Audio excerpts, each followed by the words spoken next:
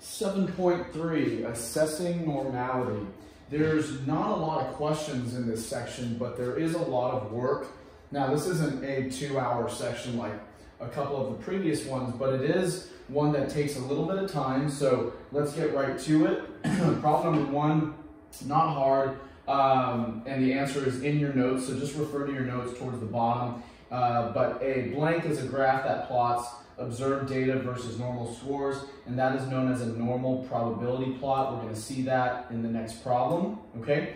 Now, this is where we're going to spend quite a bit of time, and what I've done is I've preloaded the data set for this problem, and that data set is over here. If you go and load your data set for your problem, that's going to come in right here. You're going to click here to view the table, and there's my table, and then of course we will export that to Excel. So when you do that, what's going to happen is you're just going to be given these values, and this is actually a much longer list. As you can see, it goes all the way down here, so it's a very long list of values.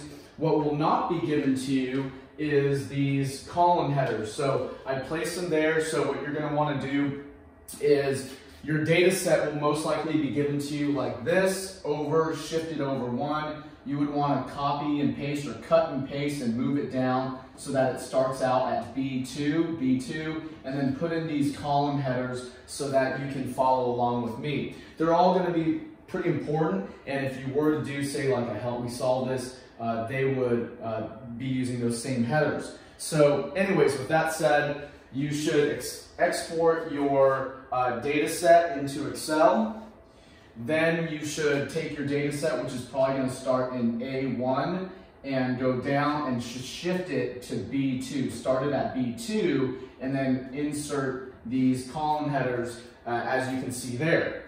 Okay, so from here, what we're going to do is I'm going to close this out, and we are going to get started on our work. So the notes that you have for this section are a step-by-step guide to completing these problems, okay? So in step one, they give you an F subscript I, and I'm going to show you how to do that. Everything we do right now in steps 1 through 4 in your notes are to answer part A. But they will, of course, be used for the subsequent parts, but basically all of our work right now is to answer part A, is to take this data and to be able to draw a normal probability plot from that, okay? So let's get started on our work. The very first thing you're going to do is on this index column right here, you're going to start it with the number 1, okay? So, oh, I apologize. Let me rephrase that. I apologize. So the very first thing you need to do is you need to take your data set, whatever it happens to be, highlight it all, okay? So take your data set, highlight it from the first element to the last element. Sorry about this. And you need to right-click anywhere, sort it from smallest to largest. So you need to make sure your data set is sorted from smallest to largest. And I can't remember if this data set is pre-sorted for you, but it doesn't really matter. Just always make sure that the data is sorted from smallest to largest. Now, I did note that in the top right corner of your notes, so pay close attention to that. Step 1, don't skip it. It's so critical because it will impact problems down the line. You must sort it from smallest to largest, okay? Now, what it may do is give you a prompt that says expand the selection. Don't. As long as you've selected the proper cells that have your data values or your data points, then that's going to be sufficient. Don't expand it. So anyways, there it is. My data is sorted from my smallest to my largest data point, okay? That's step number 1. Now, let's go to the next part. The next part is to start off with the number 1, and then you're going to label these all the way down. What I recommend you do is you could save yourself some time. You could do 2, 3, 4, 5, 6, and so on and so on, but what you may want to do to save yourself some time is to do this next one is going to be whatever the previous cell is plus 1, right? We know it's supposed to be 2 because it's the previous cell plus 1. So 2, this is your second index value, okay? Or it references the observed value. So then if you just take the bottom right corner and drag it all the way down to your last observed value, in my case it's 1,513, it will automatically populate those cells ordered 1 up from the previous, or in ascending order. So that saves you a little bit of time, but of course, could you go do it manually? Sure, you could. Just type them in manually until you get to your very last observed value, okay? So what does this say? This means that I have 40 elements in my data set. There are 40 observed values, okay? So that's our next step. That was our second step. So step 1 is we sorted our data set, least to greatest, in ascending order.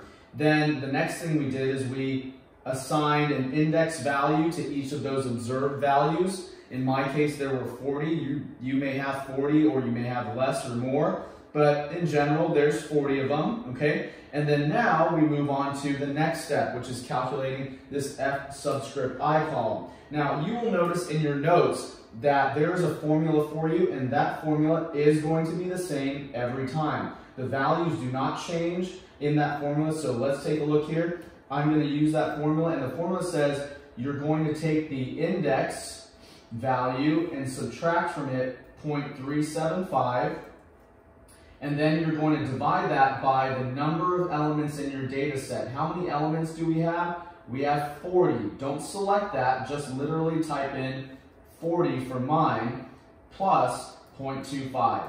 So let's go and recap what's going on here. Let me zoom in just a bit so that you can see it. I'll zoom in first. Okay, there we go. So let's go and highlight what's going on here. So the formula says that you're going to take your index value minus 0.375. Notice how I put those in parentheses because that is the numerator of my fraction on the formula. Divide that by 40. Where does 40 come from? It comes from the total number of observed values in your data set. I did not go and reference a cell. I simply typed in the number that is our n, or the number of observed values in our data set, plus 0.25. So the only thing that is going to change in this formula is as we come down here, the index value will change through that formula. That's the only one. So this first one, the index value is 1. The next cell that we do is going to be a 2 minus 0.375 divided by 40 plus 0.25. None of this changes. This is the only piece that changes. And so from here, I can save myself a lot of time and simply drag this all the way down to my 40th observed value, or the index of 40. Okay, so take a look at that. I did not have to manually hand enter all of those, save myself a lot of time. And let's go just check some random ones. Let's look at this 15th one.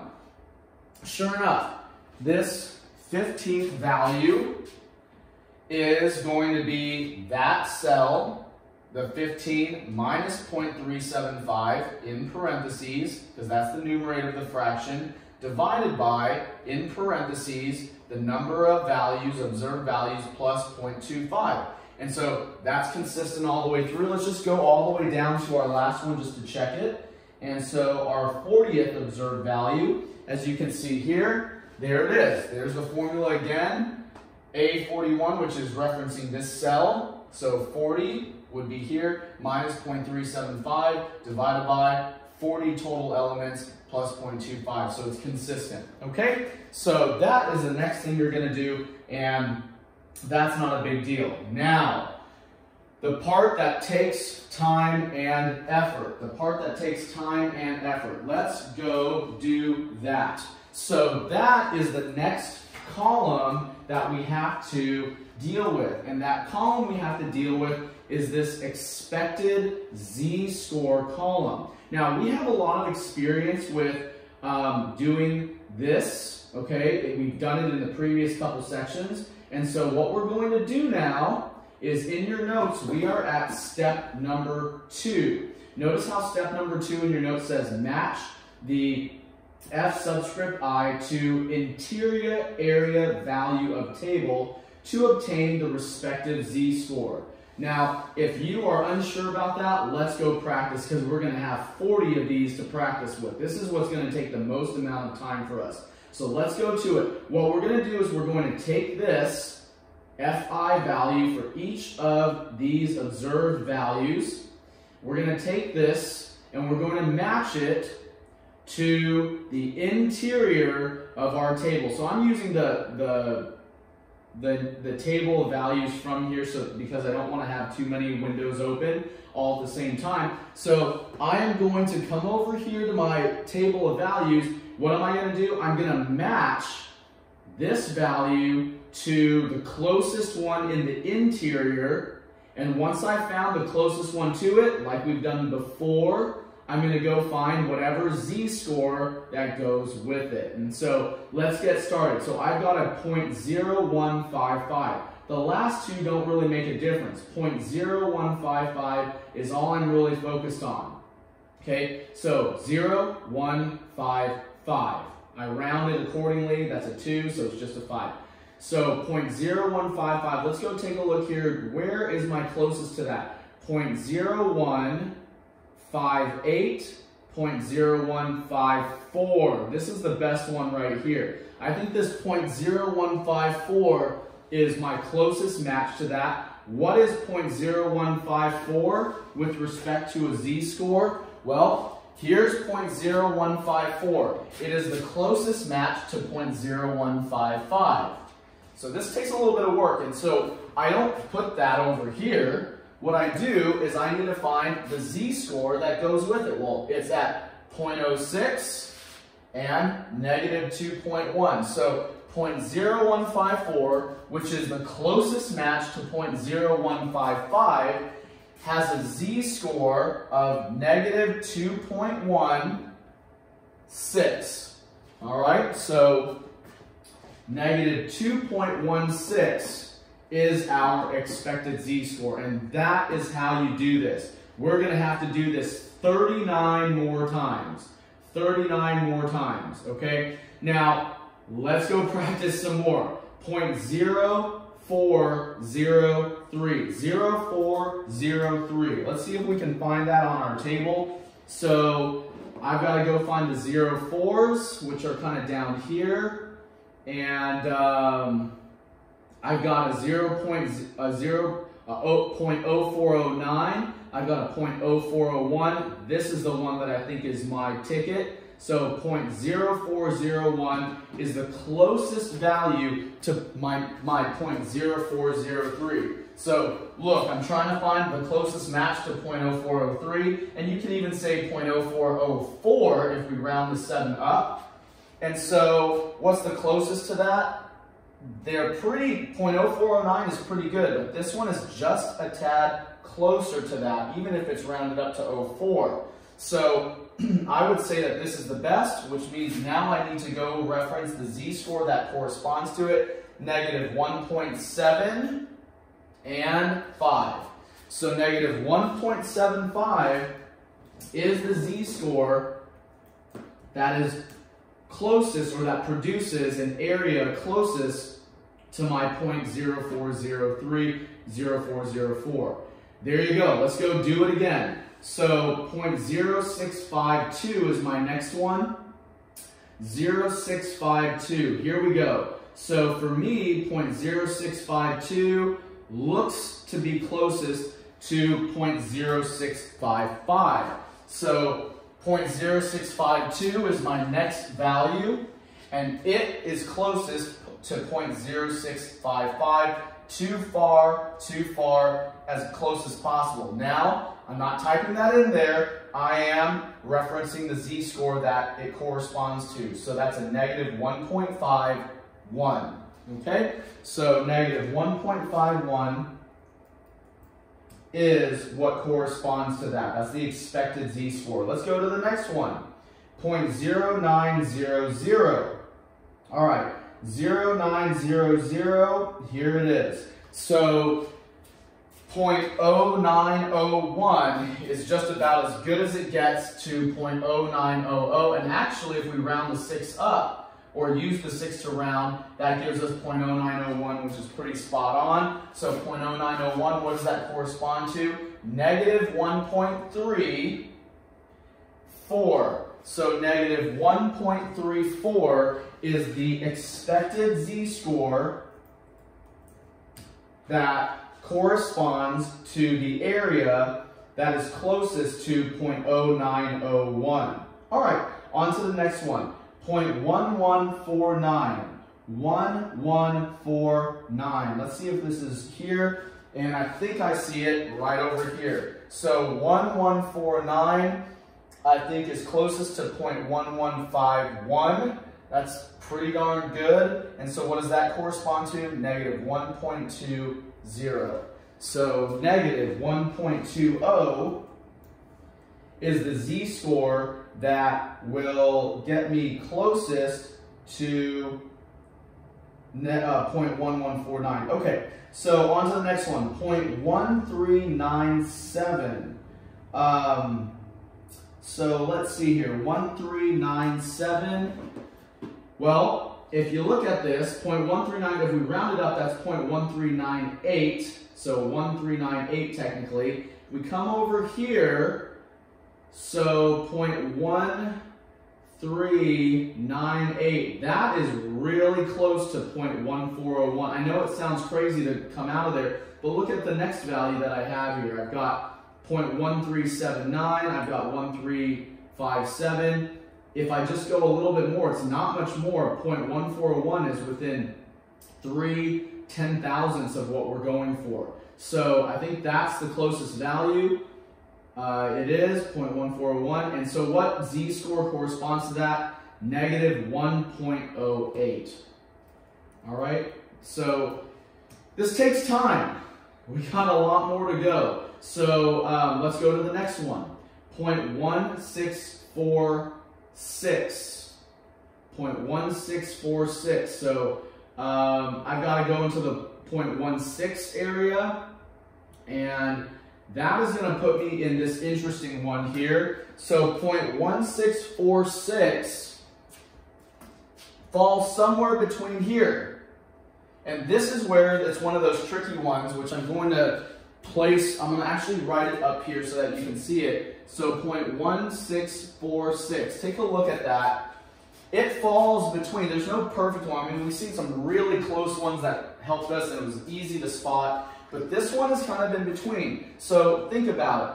How many units is 0.1646 from 0.1635 or 0.1660? So which one is closer to it? This one or this one? Well, actually, the 1635 is closer because it's within 11/10,000ths, and this one is within 14/10,000ths. So 46 to 60 is 14, 46 to 35 is 11. And that's how I come up with the decision to go with 0.1635. Now from here, we just need to select the proper z-score that corresponds to it. So 1635, this is negative 0.9 and 8. So negative 0.98. Negative 0.9 and 8 gives me 1.1635. So negative 0.98. There it is. Okay? All right, let's go on to the next one. 0.1894. Let's see if we can find it here somewhere. 1894. We have an exact match. There it is. So 0.1894 has an exact match, and that is right here. And so what does that correspond to? I'm going to have to go look over in terms of the z-score. 1894 corresponds to negative 0.8. So negative 0.8 goes with that. So negative 0.8 and 0.1894 to 0.08. So we've got a negative 0.88 as my z-score. So sure enough, here's 0.1894. negative 0.88. All right? Okay, on to the next one, 0.2143. I said 43 because that 8 rounds that 2 to a 3, so 0.2143. And so let's go find the closest value that we can get to that. I've got a 2148. That looks pretty good. I think that's a keeper. And so 0.2148 is pretty darn close to that. So that corresponds to what? Negative 0.7. And 2148 is at the very end, so that's negative 0.79. All right. Let's keep on going. So it's a lot of work, but I'm going to show you a little bit of a shortcut in a moment here. And so let's take a look at the next one, 0.2391. So 2391, there it is, 0.2389. That's pretty darn close. Where's that? Negative 0.71. So negative 0.71. Let's double check that. So 2391, yep, 0.2391, negative 0.71. I think that's good. And because I'm a little bit unsure, I want to just make sure that I did things correctly. 0.2142, yep, okay. So I'm looking pretty good. Next one. So I'm not going to go up to the board anymore. I think you guys got the hang of it. I'm just going to kind of work off to the side here and look at my chart over here rather than going back and forth between the board and typing things in. So my next one is 0.26397, which is really like 0.2640, or we'll just see what gets close to it. 263 something.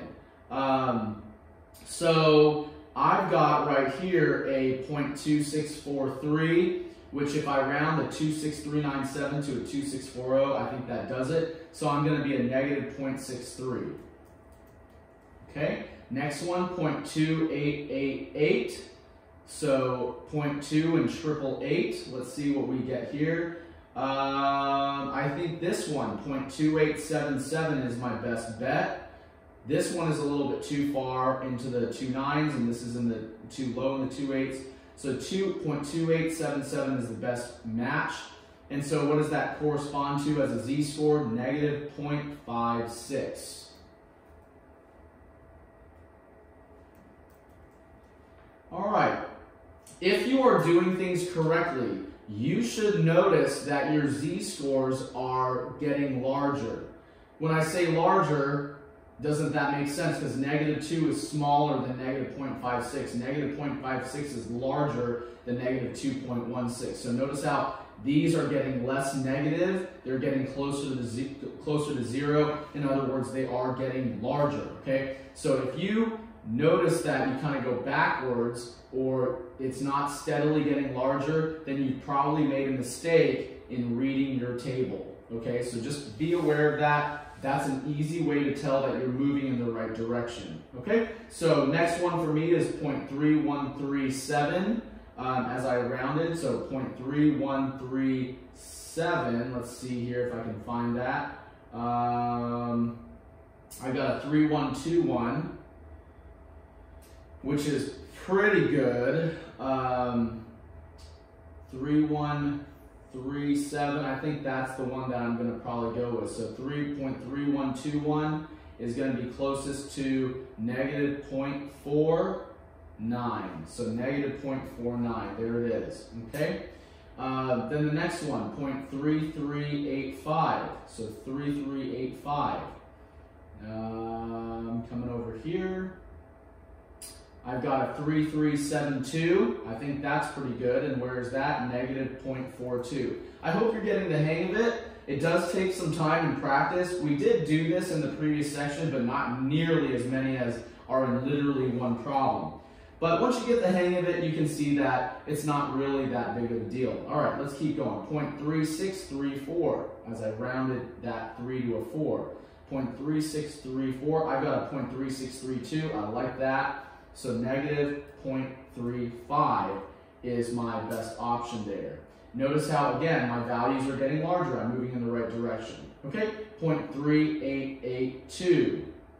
3882. Here's a 3897, a 3859.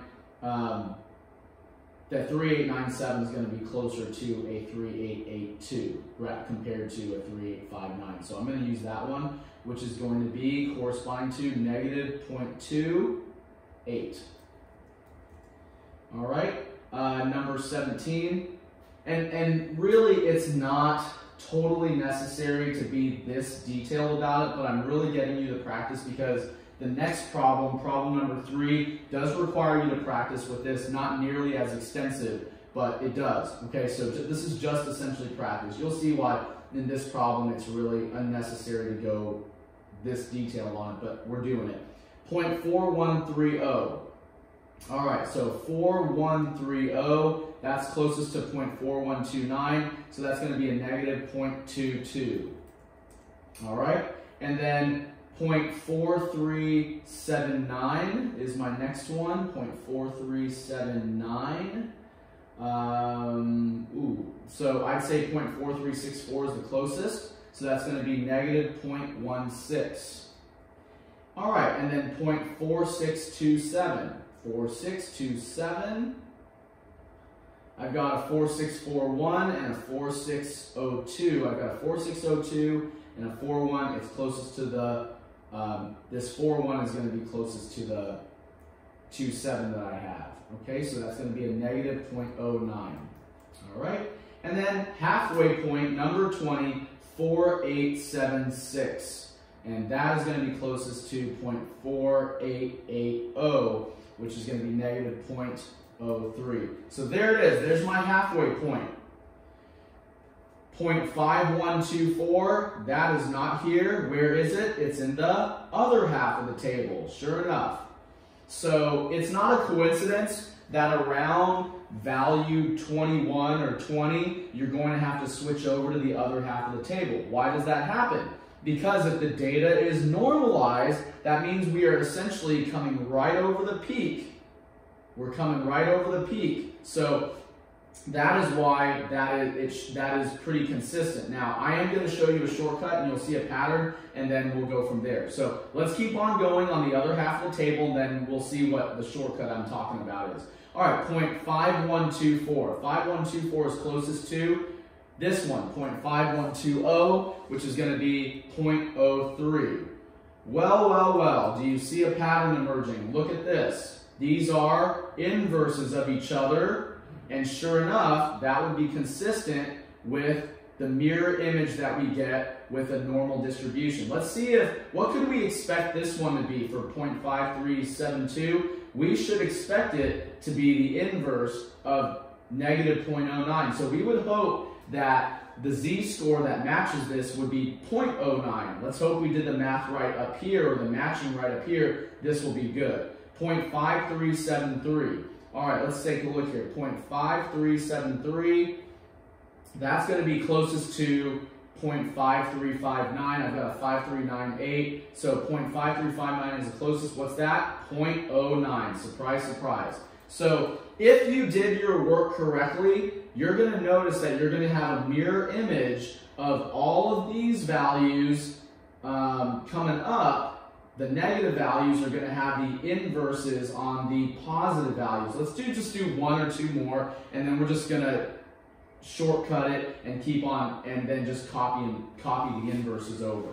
All right, so next one, 0.5621 is my next one. Let's go find that. 5621, I've got a 5636, 5596. I think that is going to be it. So 5621 is closest to 0.5636. And what is that? 0.16. And sure enough, that is a mirror image inverse. That is an inverse of the other side. Let's do one more just for good measure. 0.5869 or 0.5870. Let's go find that. 58, there it is. Closest one right to it, 0.5871 in the interior of the table, 0.22. And surprise, surprise, we've done a good job. Negative 0.22, 0.22. And so I am not going to do the rest of these, because what can we expect to happen? We should expect that if we matched these values correctly, if we match these values correctly, then we should have mirror images on the other side of the normal distribution or the normal curve. So I'm not going to go do it. I'm just going to assume that given the 4 that I've done so far, I'm just going to assume I've done a good job, and I'm going to simply type in the inverses. Look at what I'm doing here. Where did I get 0.35 and 0.28 and 0.22? I got them from right here. Negative 0.22, negative 0.28, negative 0.35, negative 0.42, negative 0.49, okay? So my next ones are 0.56, 63, and 71, 0.56, 0.63, 0.71. Next ones are 79, 88, 98, 0.79, 0.88, and 0.98, okay? 0.79, 0.88, 0.98. All right, next ones, 1.08, 1.2, 1.34.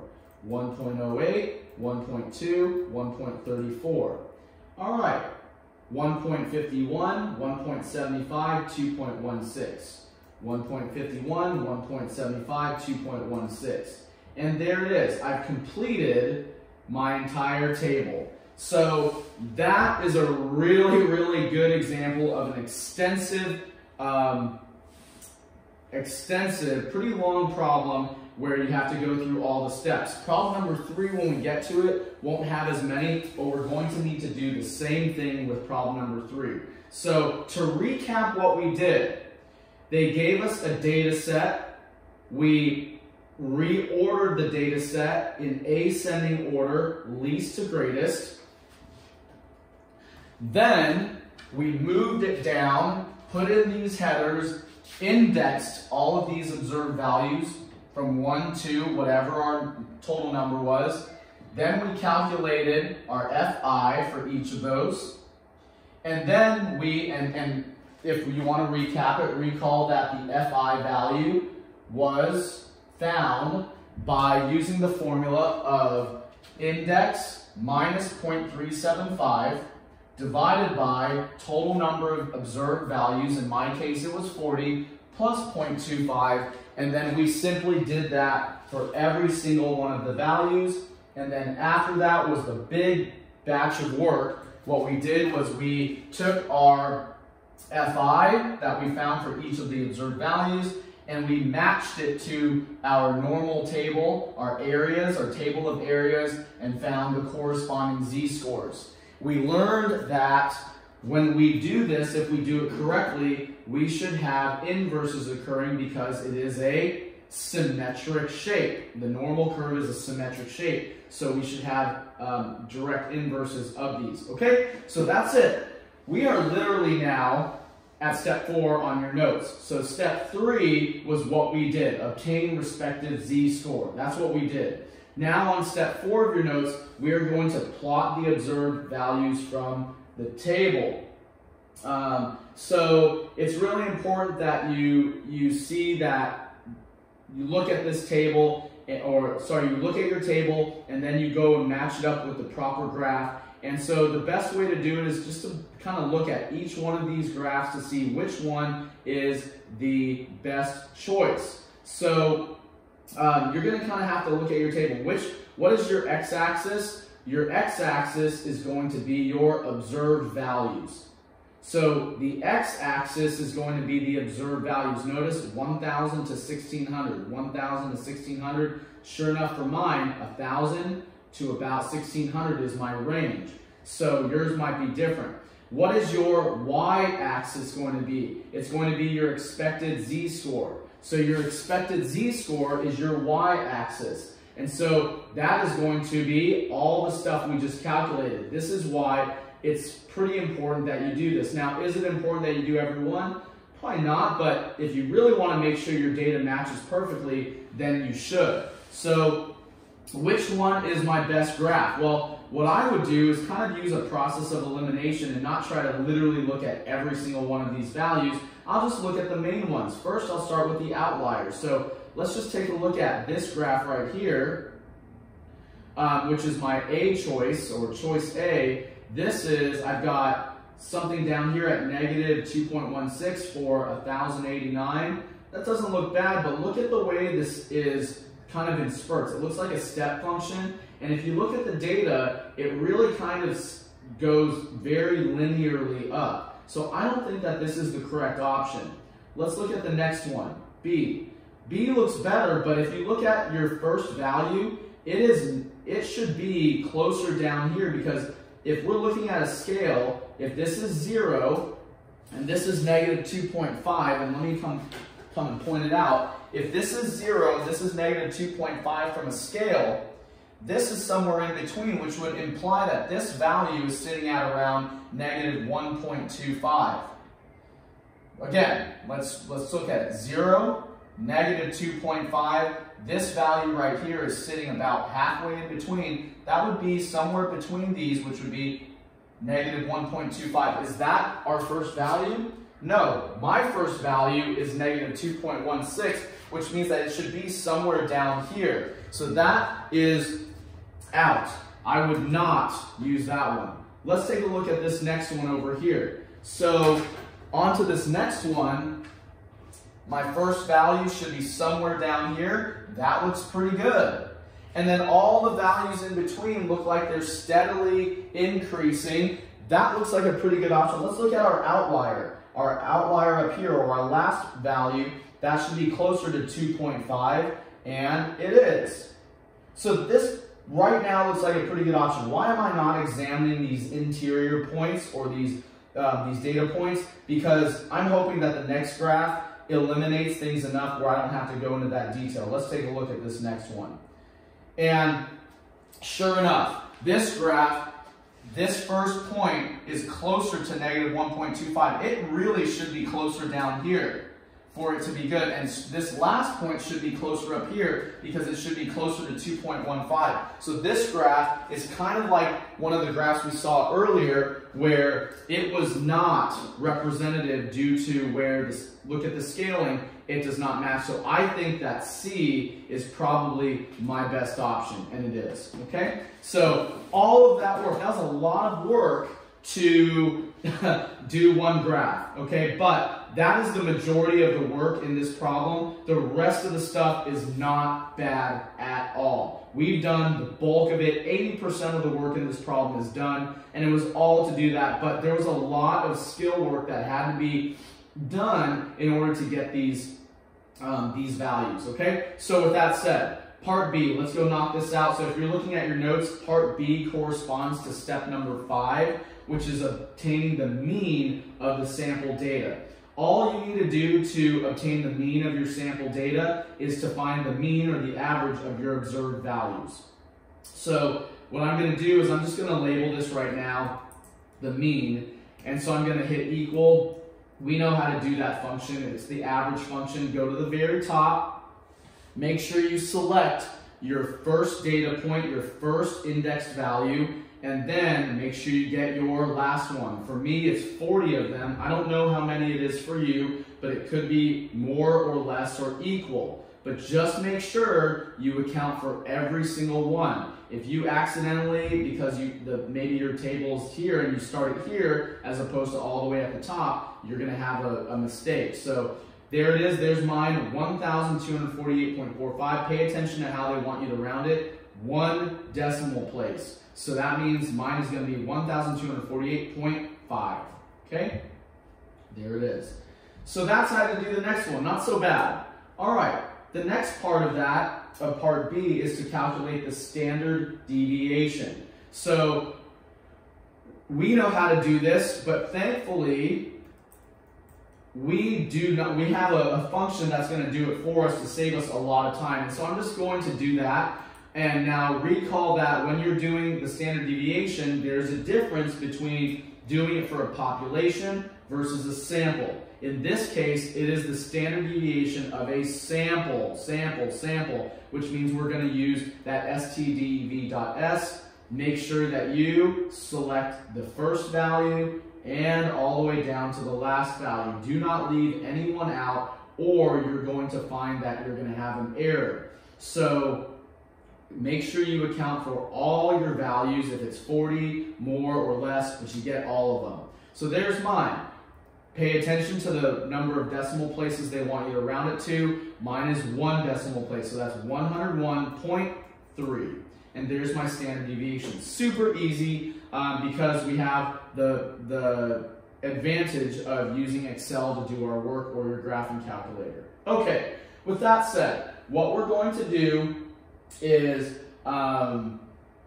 take a look at the graph that represents our data. Now, the only thing you really need to know here is to look at your mean and your standard deviation, okay? So if you look at this, take a look at it. We learned before that when you're dealing with a data set that's normally distributed, that the mean should be right at your line that splits the peak or hits right at the peak. So the peak of your normal distribution is at your mean. Well, let's go look at each of these.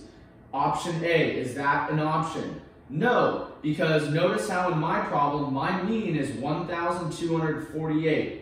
This mean is below 1,200. It's not even close. So this mean is below 1,200, not an option. Okay, let's look at this next one, B. B, look at this one. All you gotta do is look at the mean. The mean here is above 1,400. That's out of the question. Okay, let's take a look at my option C. Option C, my mean, well, I've got to look at the scaling here. This is 1,000, this is 1,400, so halfway between would be about 1,200 and right here. This is not correct because that would indicate that we're probably at about 1,100 for an indicated mean for this graph. So that's wrong. Hopefully D is the correct option, and sure enough, that looks good. Notice how with D, there's 1,200 as a reference point. This is slightly above. That looks like, and look, 1,200, 1,500, this would be about what? 1,350. So this is pretty darn good. I think this is the best match to our mean of 1,248. I think we're in good shape there. Let's try D and see if that works for us. And it does. Okay? There it is. Okay. So with that said, we now start to recap the stuff from 7.2. Let's see how much you remember from 7.2. And that is going to be step number 8. So step number 8 is where we see that left, right, between, convert your random variable to a z-score, apply those skills of left, right, between, and go from there. So if you are uncertain of what I'm doing here, you're going to need to go backwards into 7.2, refresh your material before you do this part. You can't do this without practicing in 7.2. So I'm not going to go and explain the details of this. If you watch 7.2, you're going to be in great shape. With that said, let's take a look. Part D. Using the normal model from Part C, find the probability that an 18-ounce bag of chips selected at random contains at least 1,000 chips. Okay, so I'm going to use my Excel spreadsheet to do my math here, just to save myself some time in writing. At least 1,000. That's my scenario right here. So let's rephrase that. What does at least 1,000 mean? So let's take a look at a graph. I'm going to draw this graph kind of off to the side here. So at least 1,000 means that here was our mean. What was our mean? Our mean was 1,248. That was our mean. And so what they're saying is at least 1,000. Let's say that we had some random variable x 1,000. We want what? We want the probability of getting what? At least this, which means we're going to the right.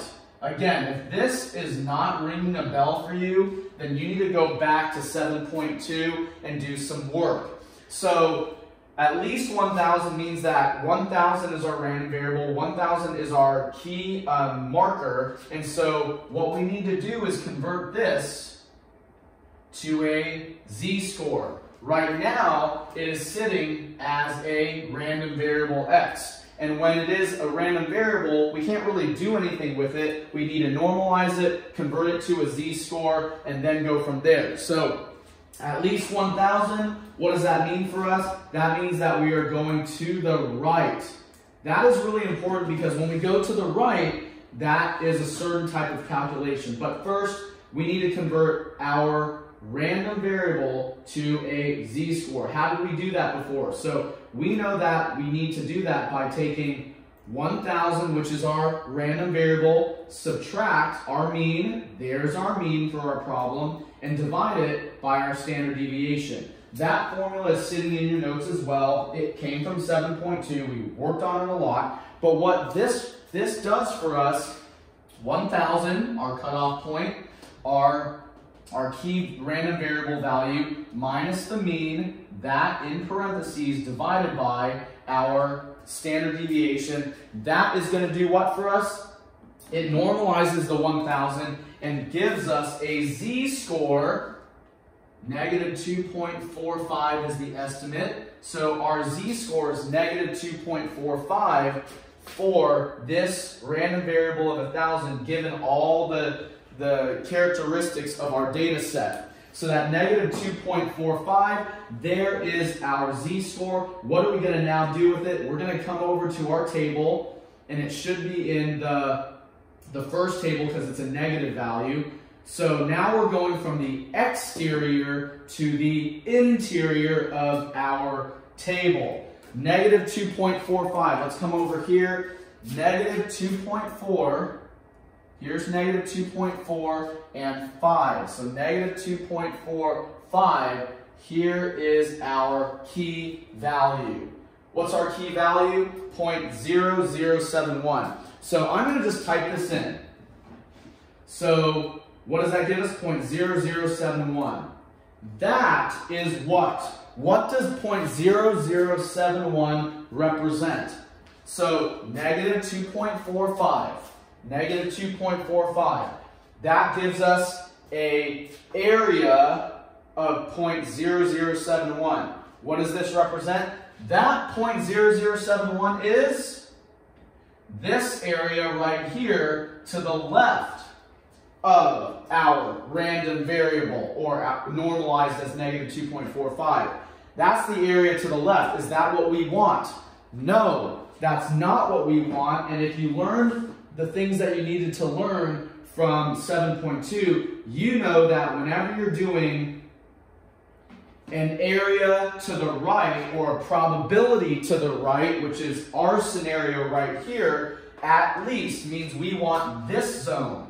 We don't want this zone. This zone would be if they said less than 1,000, but they want at least or greater than 1,000, which means we need to do 1 minus that probability, and so that is going to be our answer, 0.9929. What is 0.9929? 0.9929 is the other part. That is the part that we want, and that is our, or should be our answer. Now, one thing to note is they don't want 4 decimal places, 0.9929, 0.993. So, quick note here is to pay attention. They want to round to 3 decimal places. Mine is 0.9929, so that rounds to 0.993. So be really careful about that. Make sure that you get the right answer. Okay, next one, another application of 7.2. So the first one was 1. Here's another one. Using the normal model from part C, find the probability that an 18-ounce bag of chips selected at random contains between 1,300 and 1,400 chips. So I'm going to erase what I've got over there and start this part.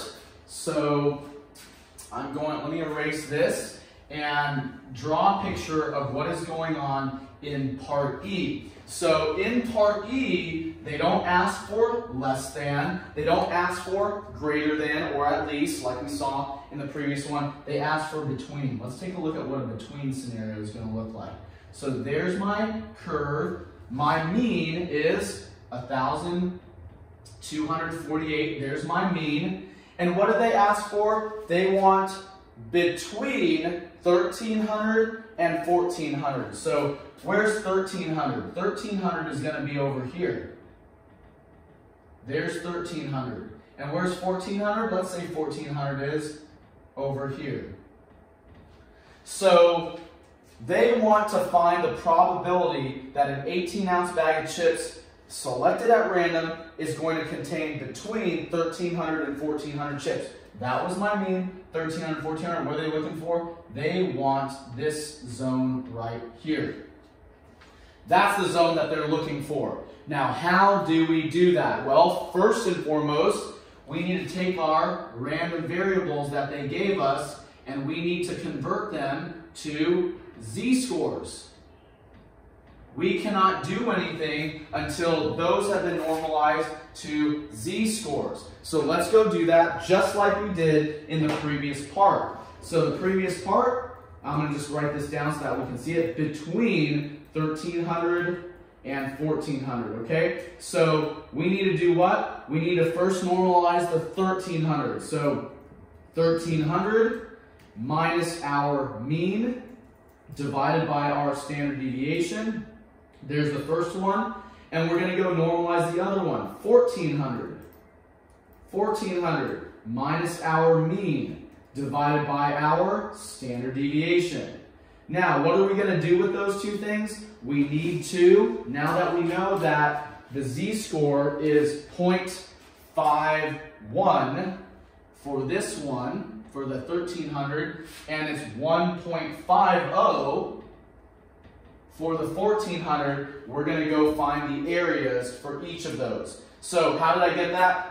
0.508 rounds to 0.51, 1.496 rounds to bumps 2 up, there's 1.50. So I'm going to go pull my table here. These are both positive z-scores, so they're probably going to fall into my positive side of my normal distribution. So let's take a look here. Let's do the first one, 0.51. Well, that's going to be right here, 0.51. That is 0.6950.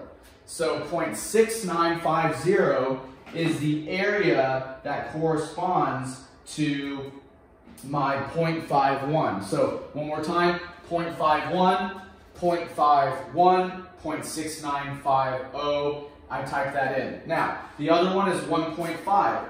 1.50, that's this right here.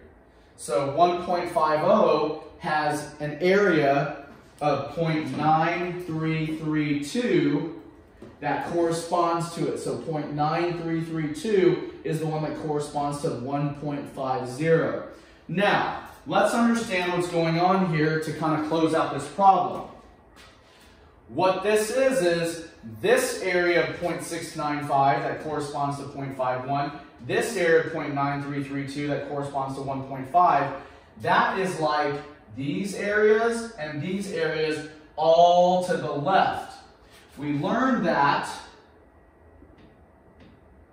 if we know this area and we know this area, if we subtract the two, we will get this area right here. So the answer to the between case is when we do what? If we subtract 0.9332 and 0.695, we'll find the difference between the two. Make sure that you do the larger one first, otherwise you're going to get a negative probability, which is not possible. Okay, so with that said, what is my answer? My answer is 0.2382. What does 0.2382 represent? It represents this one right here. How did we get it? By subtracting these two. We knew the bigger one, the smaller one, the difference between the two is the in between. And so that is our answer. So 0.2382. Oh, I didn't round it properly. 3 decimal places. And that's it. Okay? And that takes care of problem number 2. It is a long one, a lot of work to do in that problem, a lot of steps, but that's the major work. With that said, we're going to go do problem number 3, and that's going to be it for us. You can do 4 if you know how to do 3. Okay, so here we go. What we're going to need to do is create a whole nother chart for this, okay? So they're going to give you a data set. I'm going to export that data set, okay? And once you export that data set, if it'll allow me to, all right, there it is. And I'm going to come back to here. What I'm going to do is I'm going to copy my header from the previous problem. So notice how I copied my header there, all right? And then I'm just going to minimize this one because I no longer need it. I'm going to bring back my problem here, okay? And I'm going to kind of reset everything so that we can start working with this problem, okay? So all that to say, there it is. And let me paste that header right here now, and I'm going to move things down. So here it is, and I'm going to paste that and kind of move things around here. So there it is, and there it is, just like we had before. Okay? So notice how, like I said, that if you can do problem 2, it's going to make problem 3 so much easier. And as you can clearly see here, we have a significantly smaller data set. It's going to make our lives easier. Now, recall, what do I have to do first? Once I've laid down my data set, once I've put in my headers to help guide me through the problem, the first thing I need to do is sort them. So make sure, select the first element in your data set, your first observed value, go to your last one. You're going to right click anywhere and do sort smallest to largest. So we need to sort our data set smallest to largest. Don't expand the selection, continue with the current one. In other words, don't let it open up anywhere else. And so there it is. So I've now sorted my data set and got it prepared to be worked on. Now, we're not going to actually need to do all the steps that we did before. This is a much smaller problem. But what you want to focus on is to just make sure that we're going to need to fill in all of this, and then I'll show you what we need to do next. Okay? So, we put in our column headers, we sorted our data, placed it under the observed value column. Now let's go fill in all of our pieces. Here we go. Index, what does it start with? 1. If you want to type in 2, 3, 4, 5, 6, and so on, you can. Or you can just simply know that each cell is one more than the one before it. So for my problem, I have 16 total observed values. That's the first part. So that takes care of that. Now let's go complete the F subscript I column. How is that done? It's going to be equal to your index minus 0.375 divided by the total number of elements. How many elements do we have? 16 plus 0.25. So mine might be different from yours. Just make sure that yours is accurate and matches your data set. So put the parentheses in the correct places. So remember that there should be a parentheses around what's in your numerator, divided by parentheses around what's in your denominator. There it is. I'm going to take that and drag it all the way down so it calculates all of my FIs for each observed value. Okay, so there it is. And now what do we need to do? We need to go match these individual F subscript I's to the interior values of the table. So let's get to it. If we do a good job, do we need to do the other half of it? No. If you do a good job in the first half, you should be able to mirror image the second half. Let's take a look here. All right, here we go. Time to play matching. I'm not going to stand up and do it because you saw me do a ton of them in the previous problem. Let's get to it. 0.0385. All right, here we go. 0.385. Here we go. I've got a 0.384. That's going to be a negative 1.77 for me. Next one, 0.1. 0.1. I've got a 0.1003. I like that one. That's got to be it. Very, very close to it. So that's going to be an 08, negative 1.28. Okay? It's very important that you get these correct and accurate. 0.1615. I've got a 1611, which probably does it. And it does. So 1611, that's obviously going to be an 09, negative 0.99. So negative 0.9 is a 1611. Okay, 2231, 0.2231. I've got a 2236. I think that's pretty good. So that corresponds to, a 2236 corresponds to negative 0.76. All right, and then 2846. That gets really close to a 2843, which is going to be negative 0.57. 3462 is my next one.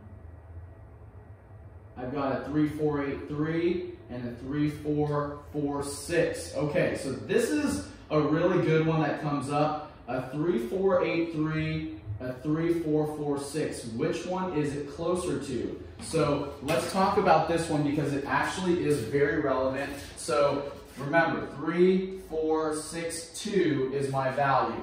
I got a 3446 and a 348. Let me pull that. 3483.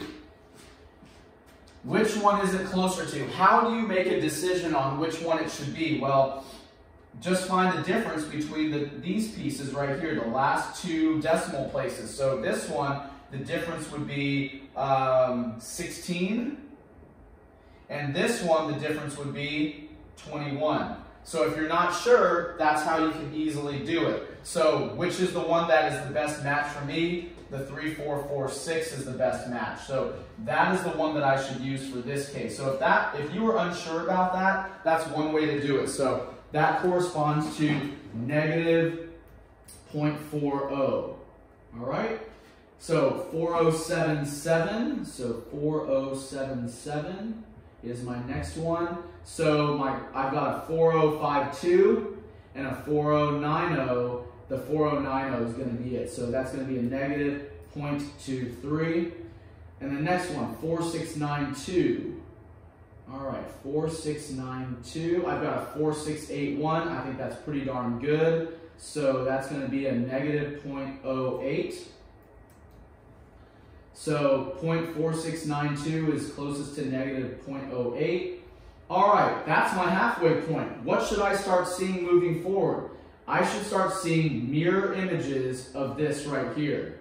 Or I should see inverses of all the values that I place. So let's go to the other half of the table because as you can see here, my next value is 0.5308 and I don't have that in this bottom half of my areas, table of areas. Here we go. 0.5308. 5308. Here we go. Let's find it. Where is it?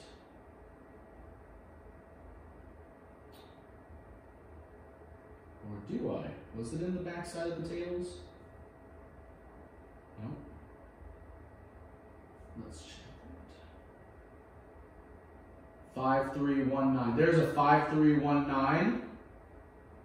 I think that one's going to be pretty good. So 0.5319, what is that? That is 0.08. And sure enough, there's our first inverse that shows up. There's the opposite. You can see that what that would be is that you're basically coming over the hump. There's the mirror image of everything, the inverse of everything, okay? All right, 0.5923. 5923.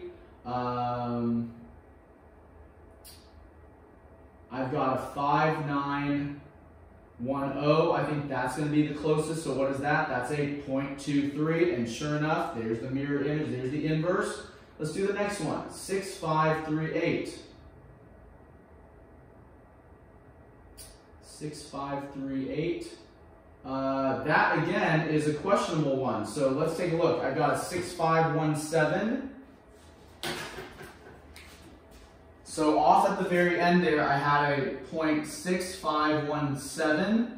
I've got a 0.6554, and what do I need to match as close? 6538. So 0.6538. Which one is going to be my best bet here? Well, 38 to 17, that's going to be 21.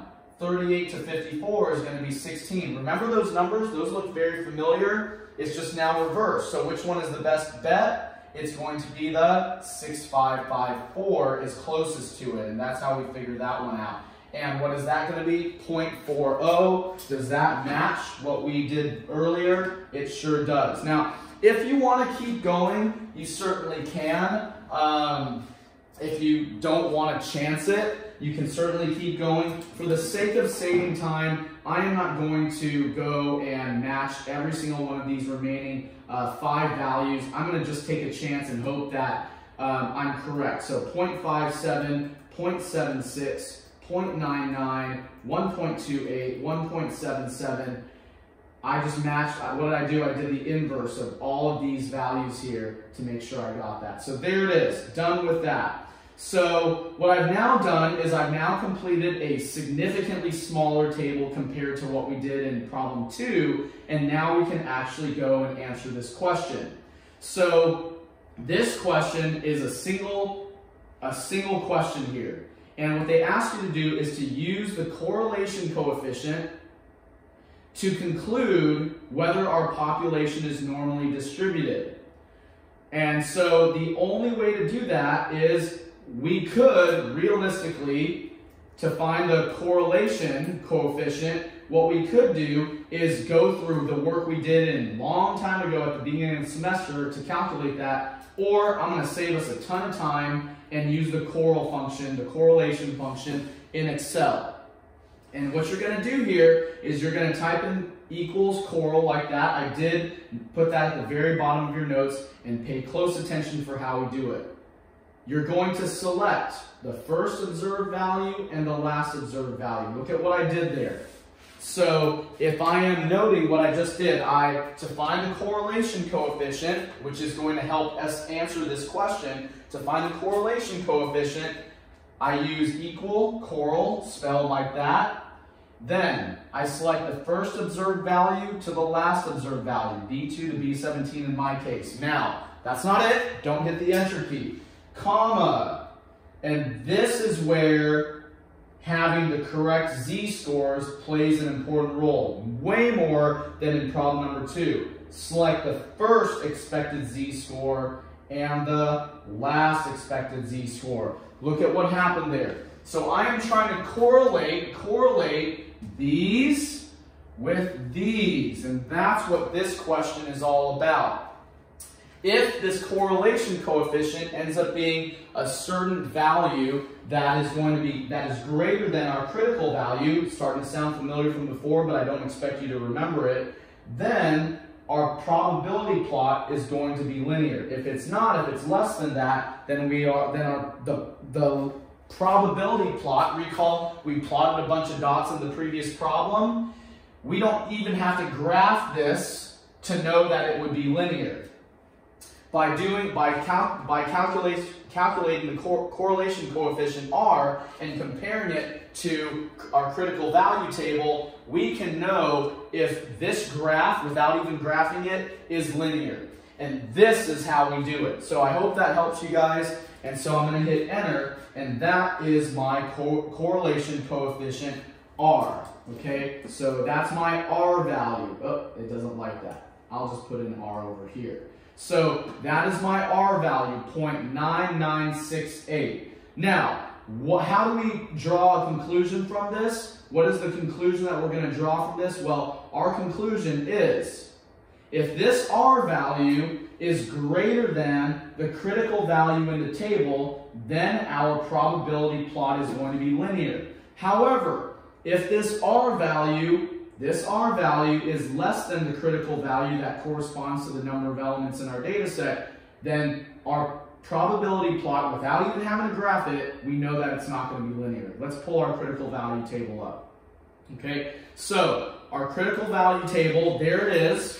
So let's go take a look. How do we read this? Well, if you recall from the previous part of the semester, our critical values are based off of our number of elements.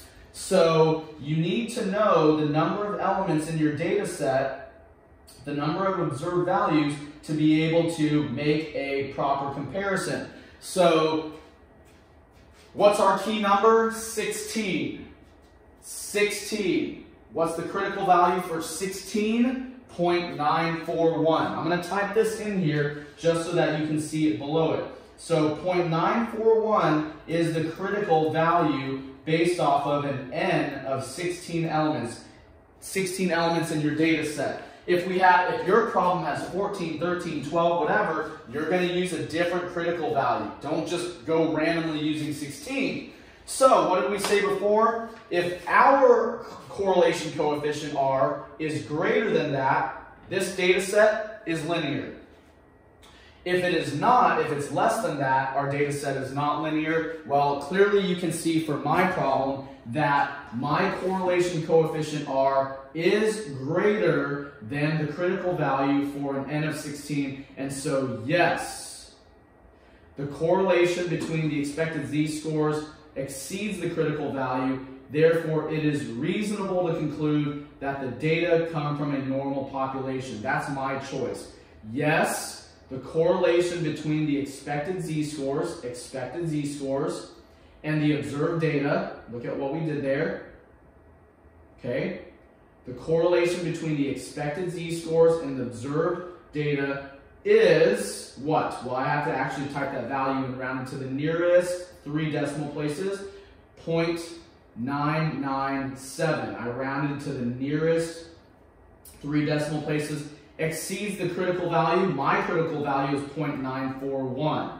Therefore, it is reasonable to conclude that the data come from a normal population, and that is a very complete problem. So, if it wasn't, I would choose something else. So, for example, if that value was less than that, if our value, our correlation coefficient, was less than that critical value, we would say no, it does not exceed the critical value.